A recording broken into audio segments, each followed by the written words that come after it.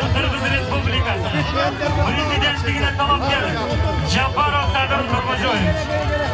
Садыр Жапаров жер-жерлерде эл менен жолугуп, калктын колдоосуна ээ болууда. Муну жолугушууга келген элдин көптүгү жана бата тилектери айгинелеп турат.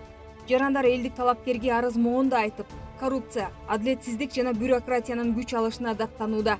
Баткендиктерди айрыкча сот адилетсиздиги сыздатып келет. Баткен эли Садыр Жапаровду жапа тырмак колдоорун айтышып, бийлик башына келгенде коррупциянын тамырын түп орду менен кыюусун суранышат. Аксай, Көкташ айылдан чыган какыраган таштан жашайбыз биз. Чегараны коргуп турабыз.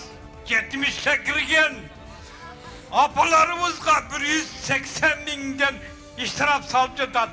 Арьеттик бушул. Şu sottар süre менин көйгөйүмдү чечпей атат. Неберемди алып беришпей жатат. Сот чечимдери бардыгы биз жака оонаган, бирок натыйжа болбой жатат улум. Сенден жардам сураймын.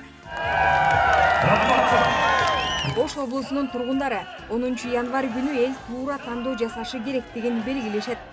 Толук Кыргызстан Садыр Жапаровду колдойбуз деп турат. Ишеничибиз аябай зор.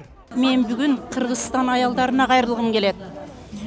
Садыр Жапаров бул биздин балдарыбыздын тандоосу. Жалалабадтыктар болсо Садыр Жапаровдон кадр саясатын кайрадан карап чыгууну өтүнөт. Айрыкча бийлик органдарында, президенттик аппаратта иштеген кызматкерлерди тажрыйбасына карап, сынак аркылуу гана алуу керек дешет. Эч кимдин жазган хаты жетпейт. Ак үй менен президенттин байланышы эч качан болбойт. Урматтуу Садыр, ички тосмону талкаңыз. Үй билен бала чакан, тууган уруктарың, эли журтуң тынчпы? Тынч. Тынч эле болду. Кыргызстандагы эмгекке жарамдуу калктын көпчүлүгү чет элде иштеп жүрөт. Ал эми өлкө келечеги делген жаш муун, ата-энесинин мээрими, тарбиясы жок жетилүүдө. Чоң ата, чоң апалардын төрдө отуруп, сый көрүү маалы келген кезде неберелерин багып, үй жумуштарын жасоого мажбур болушууда. Талас облусунун тургундары жолгароо, сагыныч, кусалык сезимдерин Жапаров жон териси менен сезгендиктен көкөйгө жеткен миграция маселесин чечип, жаштарды жумуш орундары менен камсыз кылат деп ишенишет. Урматтуу Садыр Нуркожоевич, эгер бизди көрүп турсаңыз, ушул мамлекетибизди өстүрүп, өнүктүрүп, Кыргызстанга барып иштеп келейинчи деген заманды көргүм келет.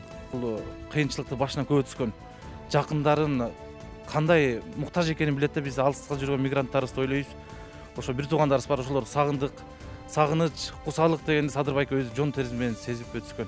Ал эми Борбор кала тургундары ички миграция күч алып, бирок бул маселе көз жаздымда калып келгенин айтышат. Жаңы конуштарда жашагандардын көбүнүн каттоосу жок болгондуктан кадыресе укуктары чектелүү. Президенттикке талапкерлердин арасынан Садыр Жапаров гана татыктуу экенин айтышып, бийликке келгенде таза суу, жол маселелерин чечип берсе дешет. Өздөрү айтып атат.